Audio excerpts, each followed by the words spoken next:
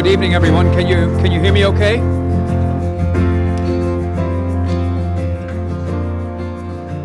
So, just put down the sound here a little bit. So on behalf of Green Foundation Ireland and the Green European Foundation, I would like to welcome you all here this evening for the launch of a very important book, Enough: Thriving Societies Beyond Growth. And we're very pleased indeed that we're joined this evening by the author, or one of the authors, DIRK HOLEMANS. My name is John Gormley. I'm going to remain seated because we're trying to record, and I was supposed to originally be part of the recording team, and I know that if I start standing up on that, I won't be able to operate that camera. So I'm going to remain, if that's all right with people, I'm going to remain seated. And just to say that you join us, I'm on the board of Green Foundation Ireland.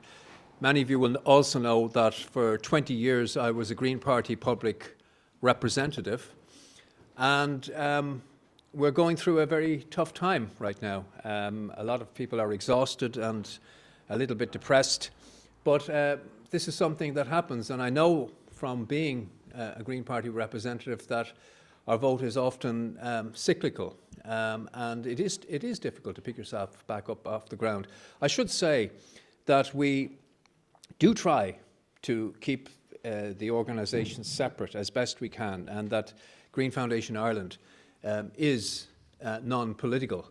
But obviously there is a huge overlap, and that there are many Green Party members. And this weekend the European Green group actually met in the convention centre, and we had a very good exchange of ideas.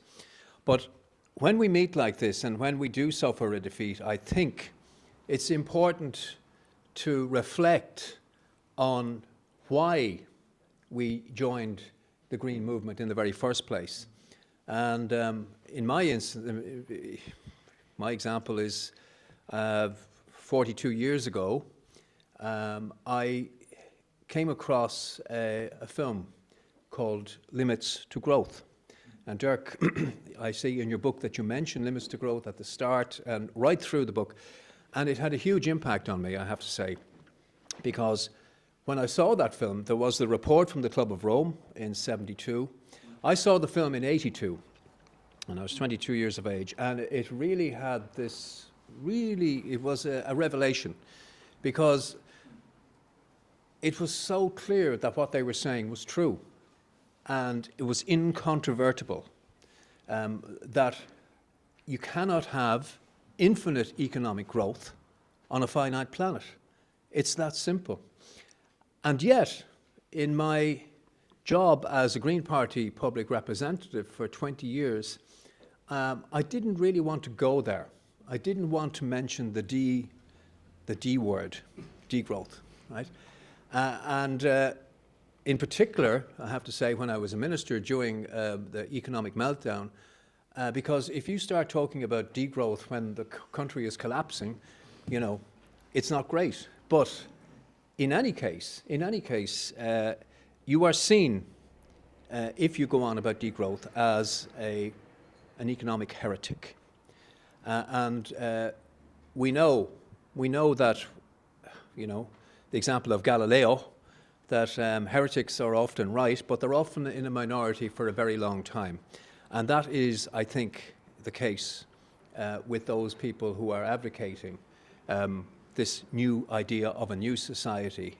It's going to take a long time to persuade people. To me, it is so clear. For example, you mentioned in the book, and this is a great book, and it is free, folks, it's free. So one for everyone in the audience. It's a bit like and you mentioned the problems of obesity, for example, and things like this, modern problems and mental health problems. But if someone who is, obese went into a gymnasium and said to the personal trainer, I'm trying to lose weight, and the personal trainer said, well, just get up on the treadmill. And then the individual would say, but do I have to eat less? And the trainer said, no, in fact, you have to eat as much as you want. Eat as much pizza and cream pies while you're on the treadmill. It's laughable, that idea, but that is really, that obscene image is what we are doing as a society. We're trying as best we can to bring in all of these measures, but at the same time, consuming more and more and more, and it's not possible. And you mentioned the Jevons curve in your book, and it's just not possible when, for example, we in the Greens are building more wind turbines out in the Irish Sea, and then we're building data centres. Well, we're going to have to fill the entire Irish Sea full of wind turbines. It's not possible until you take into account what we are consuming. And so I'm reminded, and I know you mentioned Tim Jackson. I was very lucky over the years to meet a lot of the great names associated with degrowth. Herman Daly, for example, is a great, amazing man, very modest, and someone who just was inspiring. Richard Douthwaite, our own Richard Douthwaite, who wrote The Growth Illusion, an amazing person, and I helped him on that particular book. But Tim Jackson has a great quote in his book, and if I can recall it now, when he says what the basis of our capitalist society is to ensure that you spend money that you don't have on things you don't need, to create impressions that don't last for people that don't care about you. And that, in essence, is, and if you want to find out why it is that our young people have so many mental health problems, it's right there in that quote. That's, I mean, it is there. You have to reflect on that. And that's what you've done in this wonderful book, Dirk. And I want to thank you for putting it together. You call it an essay, but it is, in fact, a book, and it's a great book. And so what we want to do tonight is to reflect on the book, talk about it, have an exchange of ideas. I've already explained to the panelists how I want to do this, but I'm going to ask, first of all, Dirk to say a little bit about himself, about the book, and then we're going to open it up then to the panel, and I'm going to ask the panel, each of them,